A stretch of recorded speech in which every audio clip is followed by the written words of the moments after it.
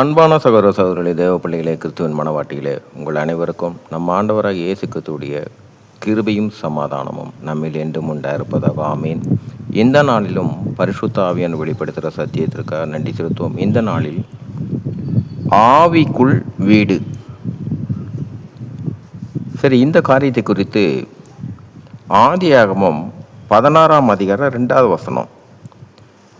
இங்கே சாராளுக்கு பிள்ளை இல்லாததுனால சாராள் ஆபிரகாம் இடத்துல என்ன சொல்கிறாங்கன்னா, சாராள் ஆபிரகாமை நோக்கி, நான் பிள்ளை பெறாத மலடியாய் பிள்ளை பெறாதபடிக்கு கர்த்தர் என் கர்ப்பத்தை அடைத்திருக்கிறார், என் அடிமை பெண்ணோடு சேரும், ஒருவேளை அவளால் என் வீடு கட்டப்படும் என்றாள்.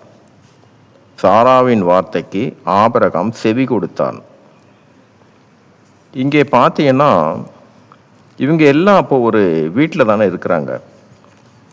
அப்போ சாரால் சொல்கிற காரியம் என்ன? ஒருவேளை அவளால் என் வீடு கட்டப்படும். அவங்க வீடு இல்லாமல் யாரும் இல்லை. ஆபிரகாமும் சாராலும் அடிமை பெண் எல்லாம் ஒரு வீட்டில் தான் இருந்தாங்க. வீடுன்ற கூடாரம் மாளிகை.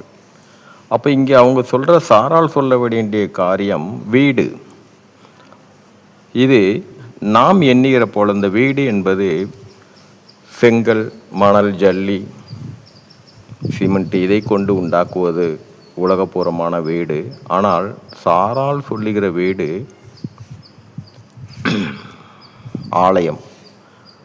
ஆவிக்குள்ளாக பார்த்தீங்கன்னா வீடு எதை குறிக்குதுன்னா, கொரிந்தியன்ஸை சொல்கிறாரு, நீங்களே அந்த ஆலயம் என்றாரு.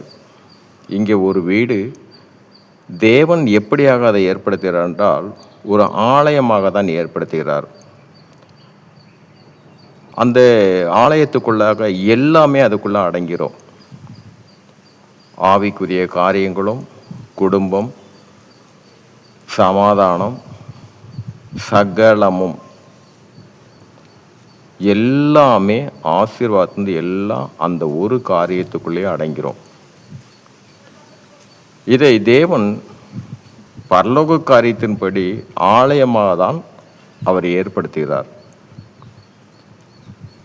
இந்த வார்த்தையில் பார்த்தீங்கன்னா, யோவான் 14ஆம் அதிகாரத்தில் 2வது வசனத்தில் கூட இது குறித்து இங்கே நம்ம ஆண்டவராக இயேசு கிறிஸ்து என்ன சொல்கிறார் என்றால், என் பிதாவின் வீட்டில், யோவான் 14ஆம் அதிகாரம் 2வது வசனம், என் பிதாவின் வீட்டில் அநேக வாசஸ்தலங்கள் உண்டு, அப்படி இல்லாதிருந்தால் நான் உங்களுக்கு சொல்லி இருப்பேன், ஒரு ஸ்தலத்தை உங்களுக்காக ஆயத்த பண்ண போகிறேன்.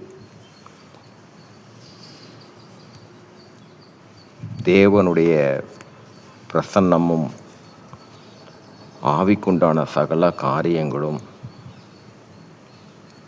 ஒரு குடும்பத்தில் சமாதானமும் சந்தோஷமும், இது எல்லாமே தேவன் ஆலயமாக ஒரு வீடை தான் ஏற்படுத்துகிறார்.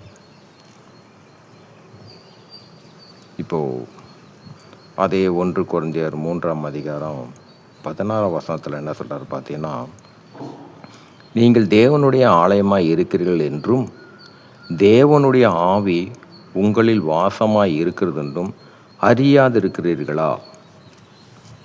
அப்போ தேவன் வாசம் செய்கிற ஸ்தலம், தேவன் வாசம் செய்கிற ஸ்தலம். அதே 17ஆம் வசனத்தில் கூட நீங்களே அந்த ஆலயம்.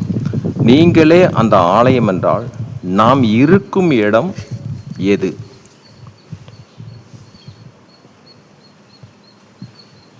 நம்ம வீடு தாங்க தேவனோட ஆலயம்.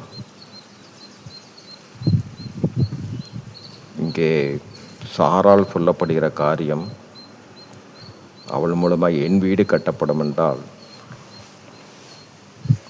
அவளுக்காக ஒரு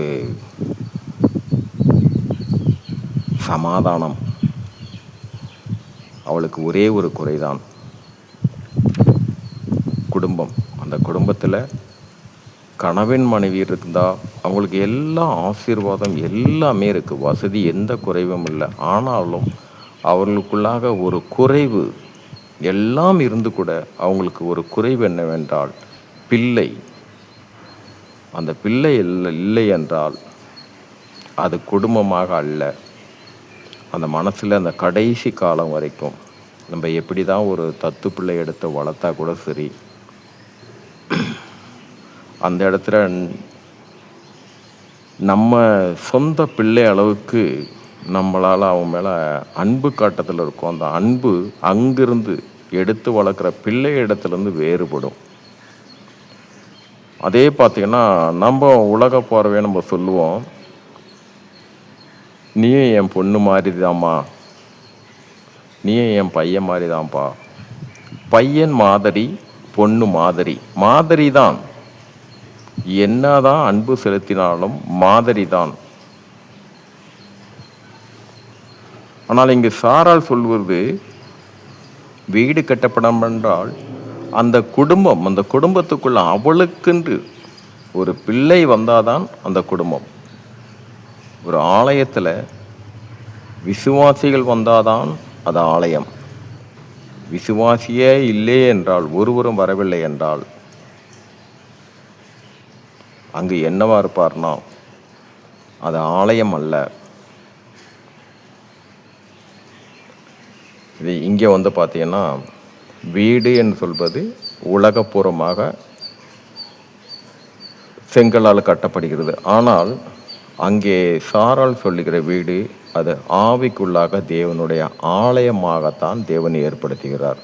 சரி, இந்த காரியத்திற்காக ஆவியானுக்கு நன்றி சொல்லுவோம். இந்த காரியத்தின் மூலம் எல்லாவற்றிலும் மூவரிலும் ஒருவராக இருக்கிற தேவனே, நம்முடைய ஒருவருடைய நாமத்துக்கு மகிமை உண்டாவதாக. ஆமென்.